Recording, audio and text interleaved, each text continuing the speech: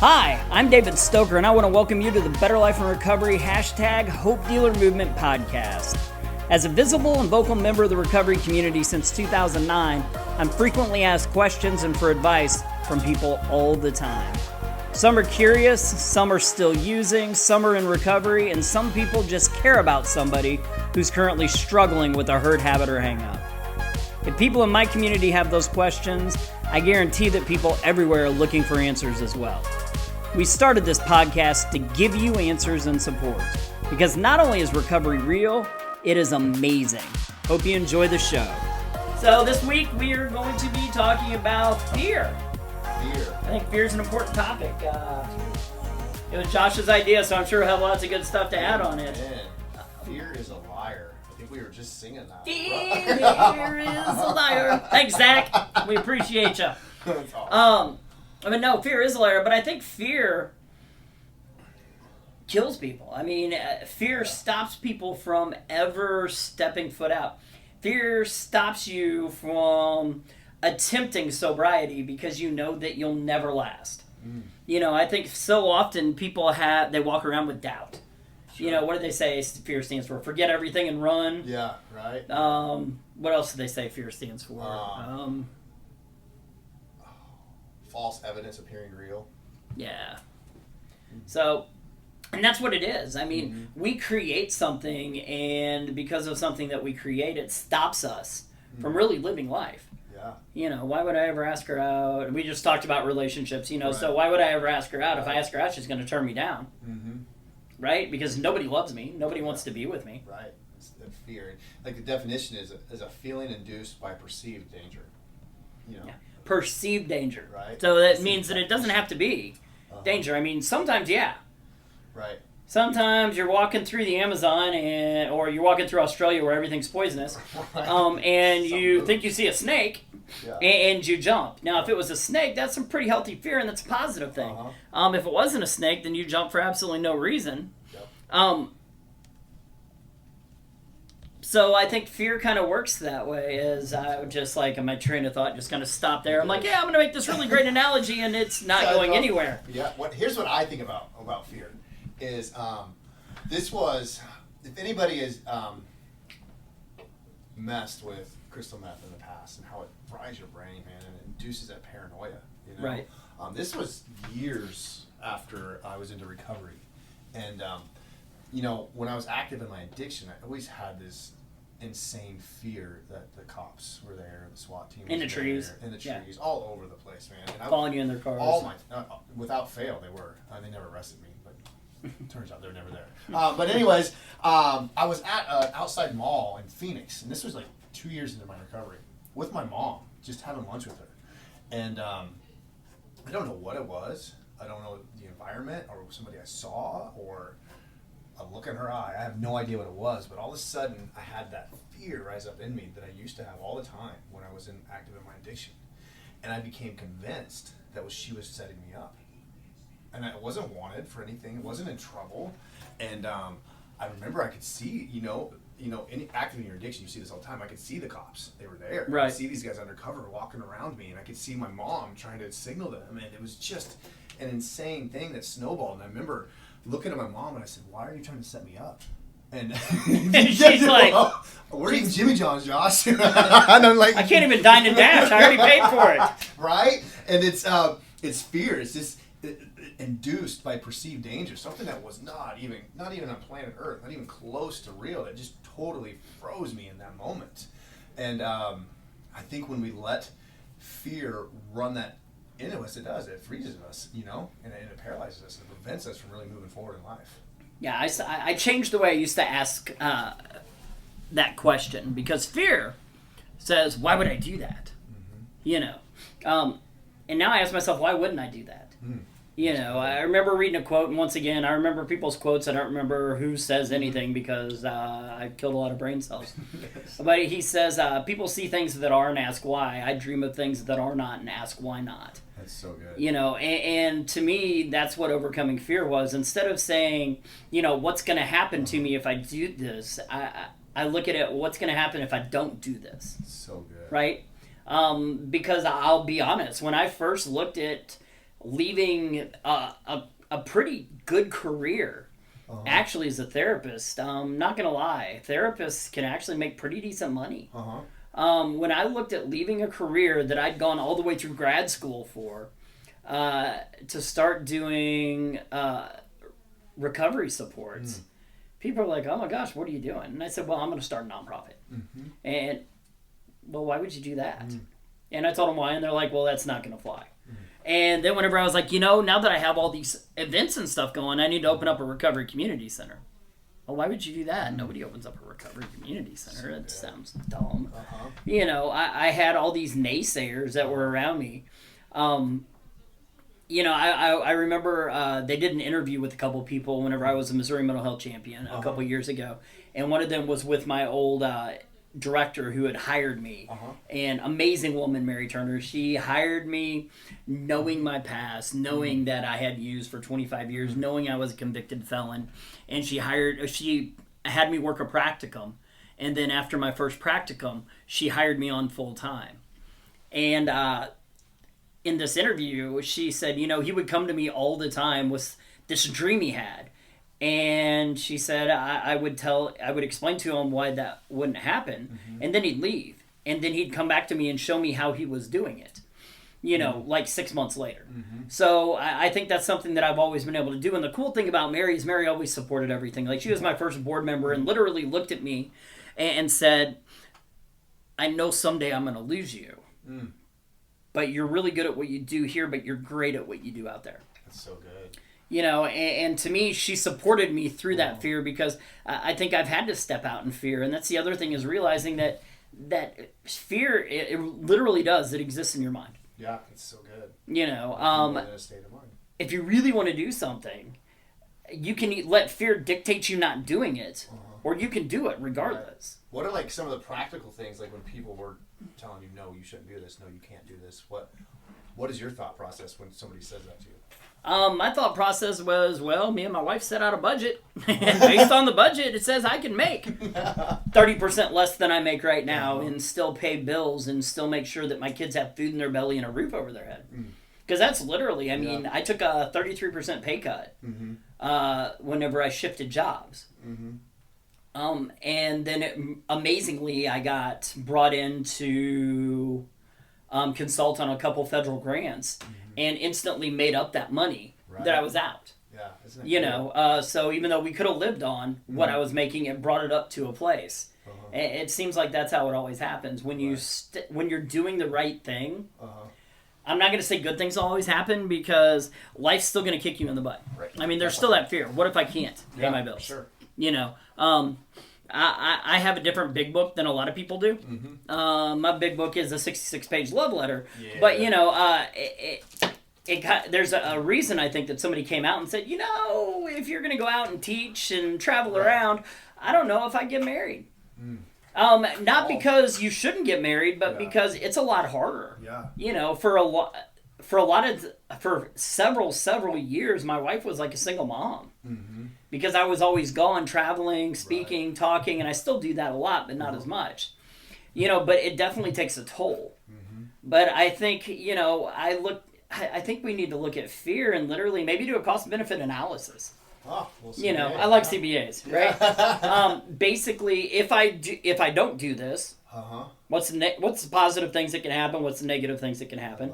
If I do this, what's the negative things that can happen? What's the positive things that can happen? And what's amazing is it's always came out more positive. At the end of the day, life's not about money. I always say my retirement plan is death. And I'm okay with that. I don't have a huge 401k. That's what happens when you really don't have a true job until you're in your 40s. Because you spent, a quarter of a century mired in substance use. Or substance misuse. Act of substance use disorder.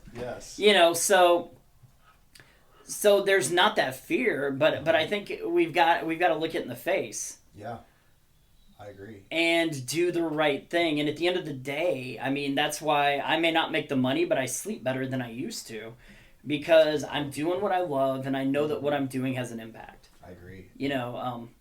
And for me, this year was a big a big step for me from moving from Phoenix to here. And there was fear, and I did that exact thing. I did a CBA, man. I sat down and did my pros and cons, and I said, why am I going to move to Missouri, and why would I stay in Phoenix? What are the pros and the cons? And it was just, this is where I was supposed to be. And I stepped out and made that jump. And Daddy Mac will make you jump. Daddy. Sorry. Go ahead. Crisscross. It's crisscross. And that was it. Then I did that. I stepped out, and I think that I don't think the fear goes away, right? Like, instantly disappears, but I think that's courage is when you step out in spite of that fear, and you do it anyways. And I think John Maxwell says this. He says, the greatest mistake we make is living in constant fear that we'll make one. That idea that the greatest mistake is that we make is living in constant fear that we're going to make one. Always fearing that the next thing I do is going to be wrong. It's going to be wrong. It's going to be wrong. And in my life, pre-Atlanta, that was my life. It was mistake after mistake after mistake, man. Oh, my Atlanta. And so now, though, it's a different thing, man. It's a different journey because I will continue to do that next right thing. I'm not always perfect, but it's not one mistake after another now. It's a different animal. I don't gotta worry that my mom's setting me up by the police. I'm okay. Right. Yeah, and when I see a cop behind me, I mean, now my eye goes down to the speedometer just to make sure I'm not speeding. Yes. Instead of sitting there stressing out about, man, did I leave something in my car? Do I have something in my pocket? Does somebody else in the car that dropped something out of their pocket? Swerve. Yeah, I know, man. But yeah, instead of asking yourself why, ask yourself why not. Why not? I did a podcast towards the very beginning of these on what's called Ikigai, which is a Japanese concept it's kind of the reason for being. And it said, basically, if you can figure out an intersection of what you're good at, what the world needs, what you can get paid for, and what you love, that sweet spot in the middle is kind of Ikigai. So I think sometimes we've got to figure out our why, right? Why do I exist? Mm-hmm. Nietzsche said, he who has a why can endure anyhow. Yeah. And not anyhow, but anyhow. Right? And I've always really liked that. Yeah. William Barcley said there are two great days in a person's life: the day we're born and the day we discover why. That's so good. So somebody else said that. So if I've figured out why, or even G.I. Joe, right? Because now when knowing is half the battle. Is half of the battle. Right? But seriously, once I figure out my why, don't ever let fear stand in the way of you chasing your why, of you finding your Ikigai. Yeah, right? Because once I figure out what I'm put on this world to do, literally, I remember after all making my deal, I'm in the shower, and that voice I've heard my entire life. You're talking about stepping out and making this movie made. No, here I'm talking about getting sober. Okay. This voice I've heard my entire life said, why would you try to quit just to fail again? Aren't you tired of failing? Aren't you tired of promising people something? I could just expound on that because once it planted that seed, then my head's running with, I'm sick and tired of telling people I'm going to do something and letting them down over and over again. I'm sick and tired of being unreliable and telling people, hey, you know what? This time I really mean it. I know. I swear, this time you can believe me. I got so sick of saying that. And because of that, fear almost stopped me. I mean, to the point that I was on my car on my way to my friend's house where I was going to get drunk. I was going to get crazy hammered because that's what I did. And that's when that Brandon Heath song came on the radio and just flipped me on my ear. And for the first time in my life, I heard a positive voice. But literally fear had me beat before I even started. And that's the thing is we can't let fear, because fear is a liar. Fear never encourages us and says, hey, you know what you can do, buddy? Right. Fear says, oh my God, you can't do that. Adam Sandler, they're all going to laugh at you. Literally, they're all going to laugh at you. Why would you even try? And the truth is, I can let fear keep me where I'm at. And complacency kills people. Yeah. Staying where you're at kills people. I agree. And there's so many things, right? Those hurts, habits, those hang-ups that stop us from going out. And that voice that tells us, you've always been this way. Yeah. Right? It stops kids from going to college because nobody in your family's ever gone to college. You're not going to be the first. You're going to be like everybody else. You're going to be on food stamps. You're going to be on unemployment. You're going to be on disability, just like your mom, just like your grandma, just like everybody in your family. Yep. Right? So well, of course you're going to have a drinking problem. Yeah. Everybody in your family has a drinking problem. You're never going to escape this curse. Right. Fear stops us from breaking the cycle. Yeah. What if I step out and I'm wrong? Yeah. You know? Who cares? Yeah. Who cares? Who You know. cares? But that's that. We take that and it freezes us in our spot. Oh, absolutely. Yeah. It's in those mistakes we have to learn more about ourselves.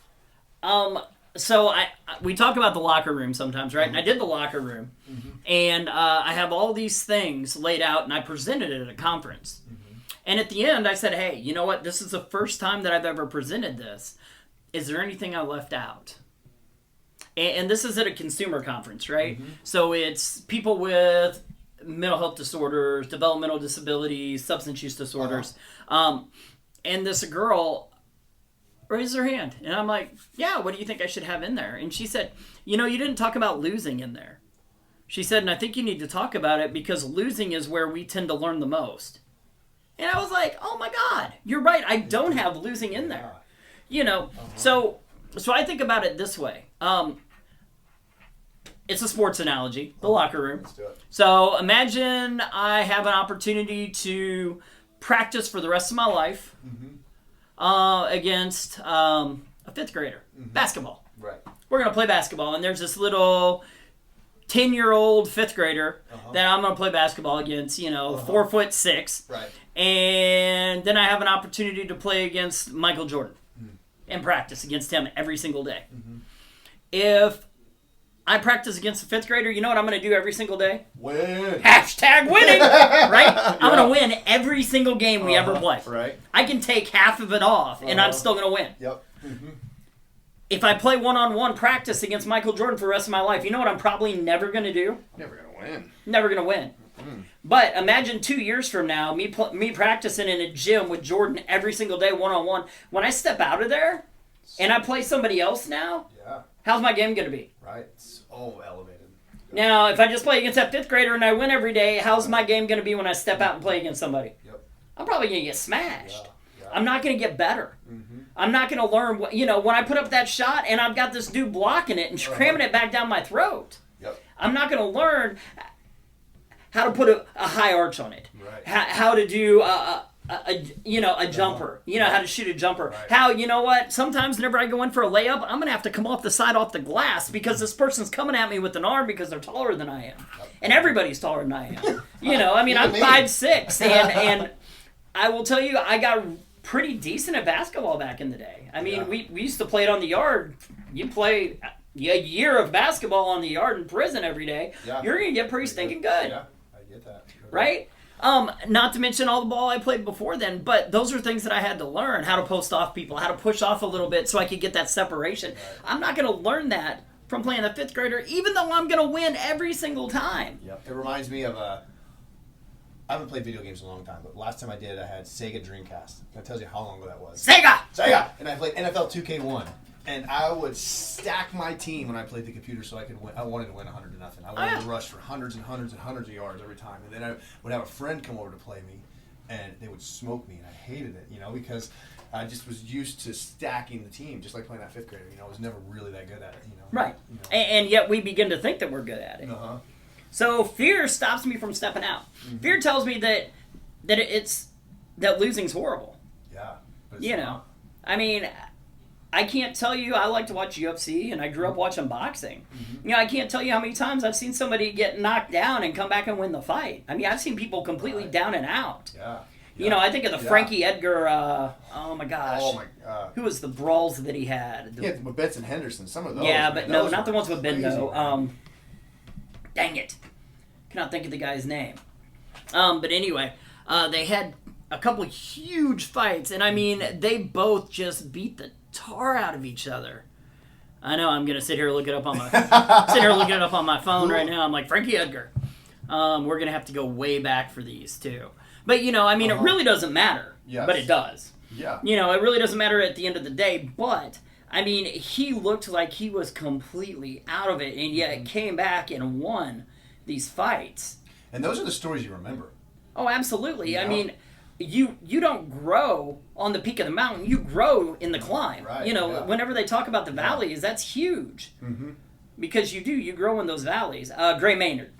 Oh, yeah, those were great. Dude, I mean, talk about some barn burners, and to come back and win. You know, I mean, he had that draw on that second one, though. I mean, it looked like he was out of it. Yeah. You know, I will always remember just the beatdown that went on both sides. Yeah. You know, and for Frankie Edgar to end up getting the KO. But yeah. Yeah. So we are all over the place, and that's great. I know. Donald Miller is one of my favorite authors, and he wrote a book called Through the Painted Desert. One of his quotes is that if there are no stakes in the story, there is no story. You know, and that's so true. If we don't step out and face those things that we fear, we're really not going to be able to tell a great story anyways. Right. And if there's not, I mean, if there's no pain, there's no growth. Yeah. You know. That's so true. Oh my gosh, what was? There are those who are born scared, afraid, unwilling to show any nuts or guts. Oh, that's great. We eat those people for breakfast. It was like a no fear shirt I had back in the day. No fear shirts back in the day. Oh, those There's a no fear shirt I had back in the day, but it's the truth though. I mean, you know, without sweat. Yeah. You know, we don't make ourselves better. I mean, look at the gym. When we build muscles, it's about literally destroying muscles and tearing them apart. Let them rebuild back bigger, better, stronger, leaner, You know. whatever it is. Yeah. I mean, and that's kind of what we need to do in life, period. And fear will always stop us from doing that, so we do. Not to quote Zach Williams' song, though, but we do. We need to look at fear and say, listen, you're a liar. You may tell me what I can't do, but I know what I can do. And I've got a team of people that support me. That's why mentors, sponsors, accountability partners are so important. Because those are the people that show us the way and encourage us and walk beside us while we're doing it. Because, yeah, it can be really daunting. Fear can shut me down if it's just me. Right? Right. No man is an island. Yeah. Isolate yourself. Better stop. You know. Yeah. What did they say? My mind's a really scary neighborhood for me to hang out all by myself in. You know, my best thinking got me where I am today. But that's the truth, though. And for a long time, you talked about those neural pathways. I had a neural pathway where fear, I'm going to get high. I mean, literally, fear came out as anger. Yeah. You know, if I was afraid, if I got scared, then it came out as anger. And I would use to kind of knock the edge off of the fear. Yeah. Absolutely, right? Man. And it kept me stuck where I was. And then the pain, oh my gosh, the withdrawals, everything else kept me, right? So fear will keep us in this circle. It will. Fear keeps us locked in the cycle. Fear keeps somebody who's in an abusive relationship going back to the abusive relationship because, well, the next guy could be worse. Right? Yeah. So fear keeps us locked into so many things, and until we figure out how to overcome that fear. Yeah. And how do you overcome fear? That's so great. I was just going to ask that. I was saying, you know, we talk about that practice analogy. What does that look like in the practical?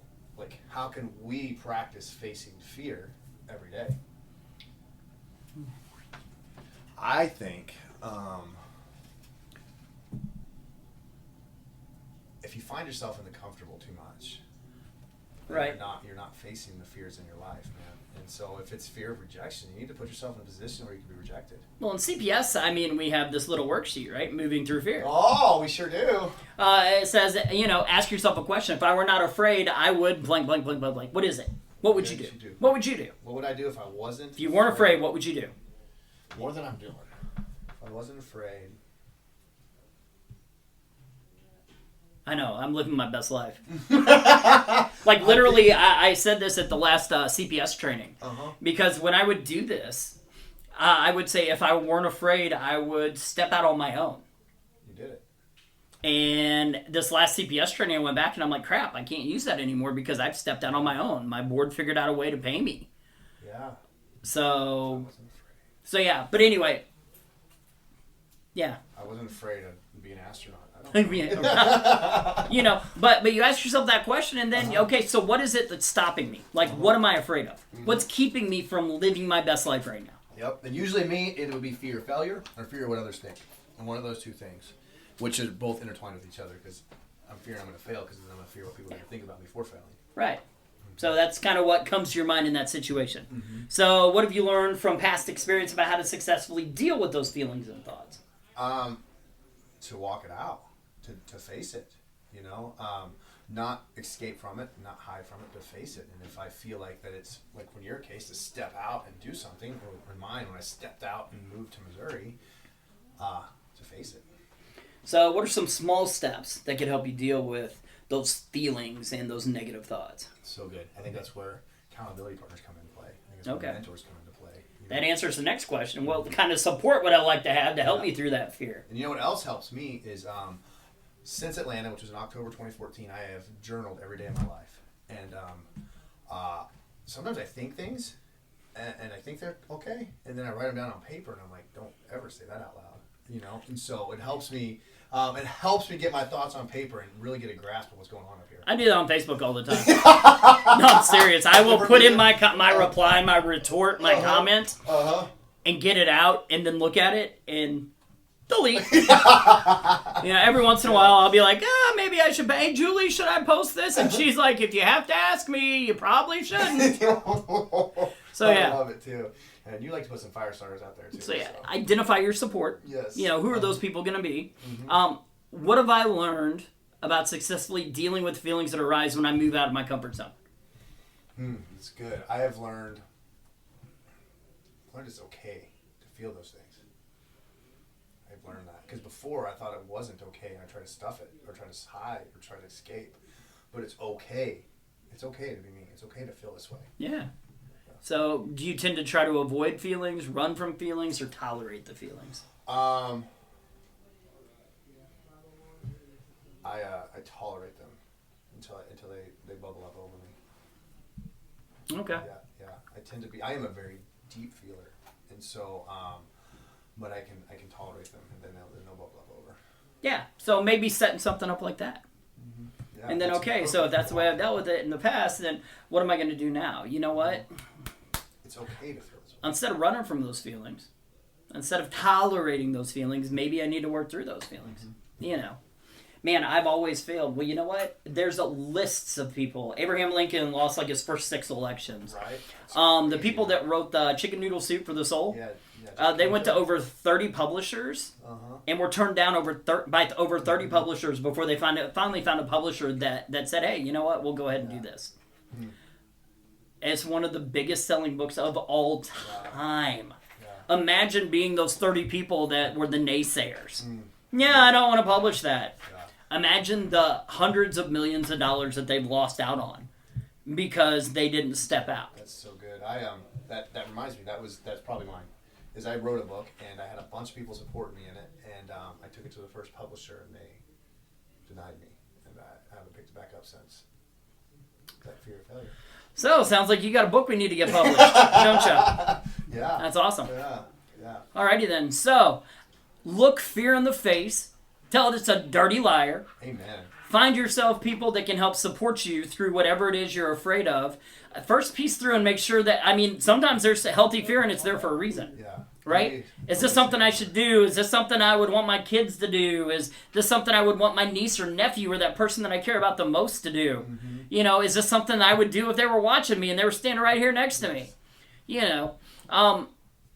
And if you can say yes to that, once again, step out. Mm-hmm. Step out in faith, man, and know that sometimes we've got to fall. Yep. Sometimes we're going to get turned down 30 plus times before we get somebody that believes in us. Yeah. We may... Every time a door opens, a door shuts, you can reopen it. It's a door. That's how they work. It's the stupidest thing I've ever heard. Every time a door closes, another one opens. Yeah, but maybe I want to go through that one. It's the way it's made. It's made to open and close. It's perfectly okay, right? So let's just go with that, and let's say that if it's meant to be, it will. Things don't always work out the way we want them to, but they're always going to work out the way they're supposed to. And know that sometimes maybe it's not yet, right? Sometimes the answer is yes, no. Sometimes that answer is not yet. But if it's the right thing, eventually it's going to happen. Right. Yeah. But don't ever let fear tell you that you can't do something, that you can't accomplish something, that you can't stop doing something. So good. Right? Yes. Donald Miller also says, fear is a manipulative emotion that can trick us into living a boring life. Yeah, and by God, my life's going to be stinking exciting. Woo! Whoop, whoop. Raise the roof. At 5'6", I don't need roofs raised. I mean, literally, I'm good. I couldn't raise a roof if you gave me a step ladder. I still couldn't reach it. Me neither. With my 6-inch, 47-year-old fat white male vertical. It's incredible. Thank you. Mad I appreciate hops. the support. Mad hops. So we'll talk to you guys next week. Well, actually, I guess it'll be 10 questions next week. Probably, who knows? It'll be something next week. Thanks for listening. Any last words? Fear's a liar. Yeah. You go, Zach Williams. Fear is a liar. Great song. And just know that if you want it to happen, you can do it as long as you surround yourself with the right people. Right? At the end of the day, it's not about fear. It's about walking through the fear with support. And y'all have an amazing week. Bye. See ya. In closing, I just want to thank you for listening to the podcast. Please join us every week for new episodes. If you want to connect with us further, if you have any questions, topics you'd like to hear in the future, or maybe you would like to be on the podcast sometime, you can connect with us at betterlifeandrecovery.com. There's a Better Life and Recovery page on Facebook, or you can, we're on Twitter, BLIR_NPO. Also, this podcast is part of the Studio DNA Podcast Network. You can find out more about the network at studiodna.media. Thanks a lot. Y'all have a great week.